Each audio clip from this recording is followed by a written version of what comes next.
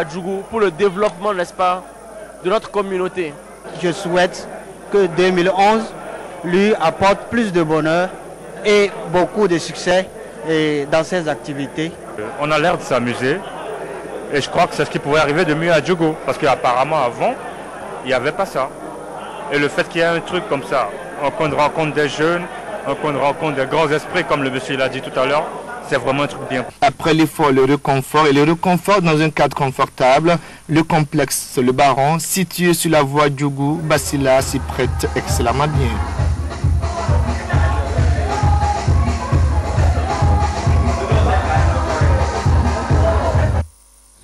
Culture à présent, la compagnie Semako Wabaro œuvre pour la promotion des artistes chanteurs de la musique traditionnelle d'Abomey. C'est à travers une compétition dotée de prix qui s'est déroulée sur le stade de Goro Précision. Laurent Kokou Eder Moupevi. Ils sont au total 6 artistes chanteurs traditionnels à faire valoir leur talent pour le compte de cette compétition organisée par la compagnie de théâtre Semako. Pour cette première édition, la forte présence d'un public en liesse et l'appui d'importantes personnalités dont l'honorable Yakubu Malerossou, le maire de Boycon Lucas Tropo et de l'opérateur économique Matron Apollinaire étaient remarquables. La prestation des artistes empreinte de créativité était également à la mesure de l'événement. Cette année, chaque artiste dispose de 20 minutes pour sensibiliser à travers ses compositions sur l'utilité et la valeur de l'argent dans la société. À l'issue d'une compétition âprement disputée, vint le moment du verdict. Le premier, c'est Alopé avec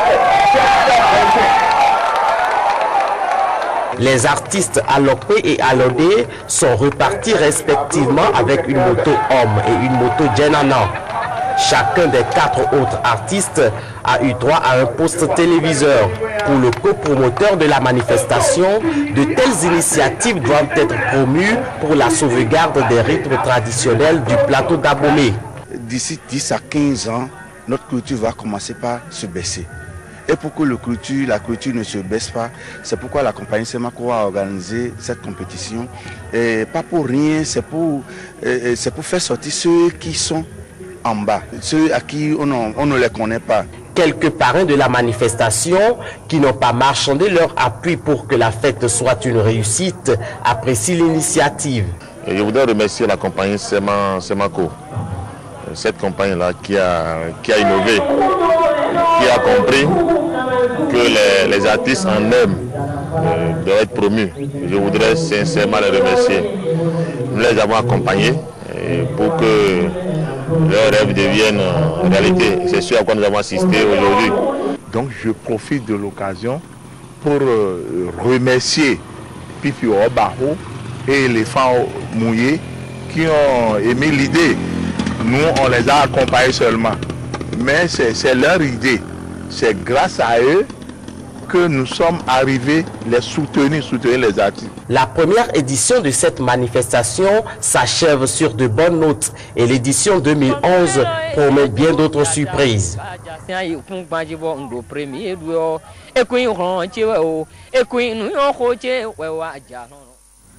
Actualité à l'étranger, nouvelle médiation africaine pour sortir la Côte d'Ivoire de l'impasse. Raila Odinga, le Premier ministre kenyan, a rejoint les présidents béninois, capverdiens et sierra-léonais pour une ultime médiation. Une mission difficile pour les médiateurs qui se heurtent à la fermeté de Laurent Gbagbo, puisque ce dernier n'entend pas quitter le palais présidentiel. Le Premier ministre kenyan, Raila Odinga, est arrivé le 1er ce matin à Abidjan, l'Union africaine. Il s'est joint à la délégation de la CEDEAO qui a tenté ce lundi une ultime médiation pour sortir de l'impasse. Raila Odinga a été suivi en fin de président du Cap-Vert, ensuite rejoint par ses homologues du Bénin, Sierra Leone. A d'ores et déjà averti, le départ ne fera l'objet d'aucun compromis. Ouattara est son premier numéro qui appelle une opération militaire de la CEDEAO. Sanctions financières ciblées et autres, ni les pressions ne viendront qui a décidé de confisquer le pouvoir. Accusation balayée par les partisans du président sortant. Gbagbo n'est pas un dictateur. Laurent Gbagbo est un démocrate pour la souveraineté de la Côte d'Ivoire. Il a été élu, il doit gouverner la Côte d'Ivoire. Il y a à peine une semaine, les 3 présidents mandatés par la CEDEAO n'avaient pas pu céder le pouvoir. Leur mission paraît quasi impossible. Laurent Gbagbo présidentiel, malgré l'extérieur. De conséquences sur les pays voisins, notamment sur le les produits de consommation courante subissent des contre-coups à cause du bras de fer Gbagbo-Ouattara. Les grossistes maliens par exemple ont des difficultés à acheminer au Mali les produits fabriqués en Côte d'Ivoire à port d'Abidjan en provenance d'Europe. C'est presque un désastre que l'économie malienne connaît du fait de la crise post-électorale. Les produits de consommation courante sont les premiers coups du bras de fer entre Alassane Dramane Ouattara et Laurent Gbagbo. À Bamako, on note une flambée de prix au porte-monnaie de gros. Le kilo 350, c'est carrément au-delà. C'est 400, 450, souvent même 500. Le sucre aussi a beaucoup augmenté, de 500 à 650 maintenant. Et l'huile, de 800 à 1200 maintenant. La hausse des prix est la conséquence de la pénurie des denrées de première nécessité observée sur le marché bamakois. Les grossistes éprouvent des difficultés à faire acheminer au Mali les produits fabriqués en Côte d'Ivoire ou arrivés au port d'Abidjan en provenance d'Europe et d'Asie. La crise ivoirienne affecte le corridor Abidjan-Bamako. Entre la Côte d'Ivoire et le Mali, très peu de camions circulent actuellement. Depuis la fin du mois de novembre, donc jusqu'à aujourd'hui, je pense qu'on a fait 2 ou 3 convois seulement, pas plus. Sinon, dans les temps normaux, chaque jour, chaque 2 jours, chaque 3 jours, il y a des convois. Au Conseil malien des chargeurs, on réfléchit à des solutions pour amortir les effets de la crise ivoirienne sur l'économie locale. La première mesure consisterait à faire transiter les produits importés d'Asie et d'Europe par 8 autres ports d'Afrique de l'Ouest. On se laisse le temps, nous sommes en train de le vivre, nous sommes en train d'expérimenter et de pratiquer d'autres corridors. Et au finish, je suis sûr que cette situation qui aujourd'hui nous pénalisera moins dans le futur. Reste maintenant à convaincre les opérateurs économiques maliens d'emprunter d'autres corridors que le corridor Abidjan-Bamako. Ce dernier offre le double avantage d'être moins coûteux et surtout plus pratique. Au Cameroun, le Fonds mondial reprend le financement de la lutte contre le VIH-Sida après plus d'1 an d'interruption. Le pays vient de bénéficier d'un appui de 64 milliards de francs CFA sur 5 ans, un ouf de soulagement pour les malades sous traitement. Le ouf de soulagement des malades du sida au Cameroun. Après plus d'1 an d'interruption, les financements du Fonds mondial de lutte contre le sida vont reprendre. 64 milliards de francs CFA sur 5 ans. C'est un grand soulagement pour ces patients-là et pour nous également parce que en 2010, nous avons eu beaucoup de difficultés à prendre en charge ces patients. Surtout que la prise en charge coûte cher. 2008, le ministre de la Santé de l'époque, Urbain Olonguena Awono, est écroué. Avec 6 cadres de son ministère, il est soupçonné d'avoir détourné l'argent du sida. La réaction du Fonds mondial de lutte contre le sida, la tuberculose et le paludisme, qui est le principal bailleur, ne se fait pas attendre. Il suspend son aide consacrée à cette maladie.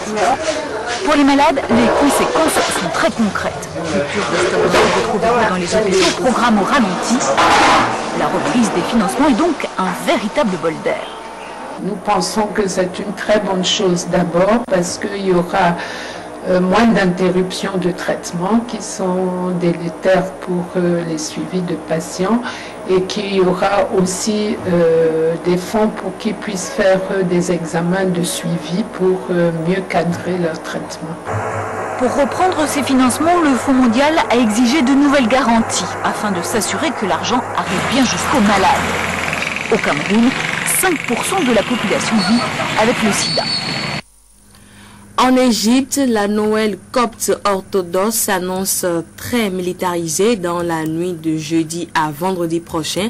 Les autorités affirment avoir mis la police en alerte, donc pas de congé pour les services de sécurité égyptiens. L'attentat d'Alexandrie sème toujours le trouble entre Al-Azhar et le Vatican. À l'approche du Noël copte orthodoxe dans la nuit de jeudi à vendredi prochain, les services de sécurité égyptiens ont annoncé avoir mis les forces de l'ordre en alerte renforcée aux abords des églises et suspendu les congés de nombreux policiers. Des mesures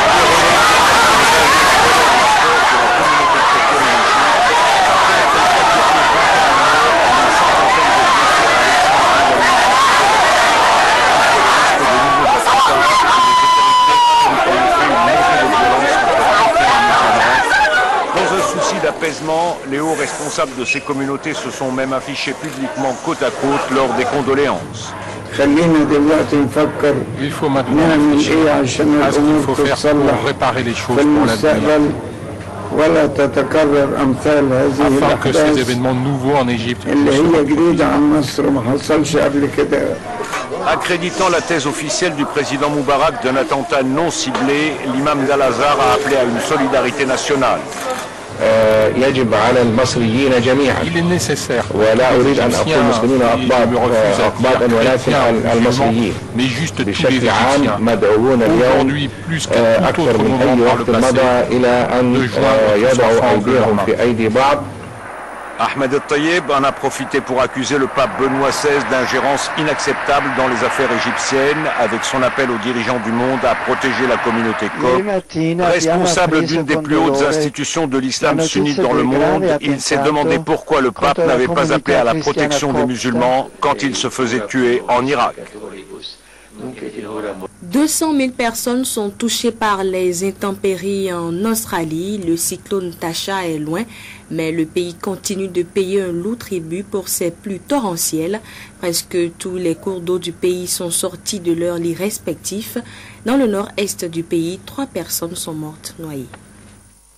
Ça pourrait ressembler à une balade tranquille au fil de l'eau, mais l'Australie n'en peut plus de ces rivières qui débordent. Le cyclone Tasha est loin, mais le pays continue de payer ces pluies torrentielles.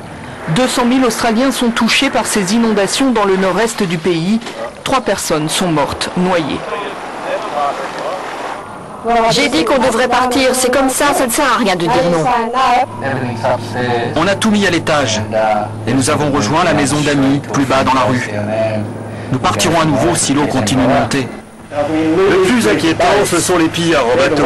Mais la police est toujours là, ils bossent bien. La police, l'armée, les services de secours, tous sont sur le pied de guerre. 22 communes rurales sont sous les eaux dans le Queensland et le pic n'est pas encore atteint. Les inondations pourraient durer encore 1 mois. Nous prévoyons que le niveau des eaux atteigne 9 mètres ce soir ou demain matin.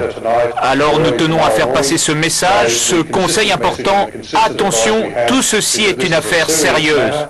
Rockhampton est l'une des villes où la situation est la plus grave. Presque coupée du monde, l'aide parvient aux habitants par les airs, éventuellement par la route.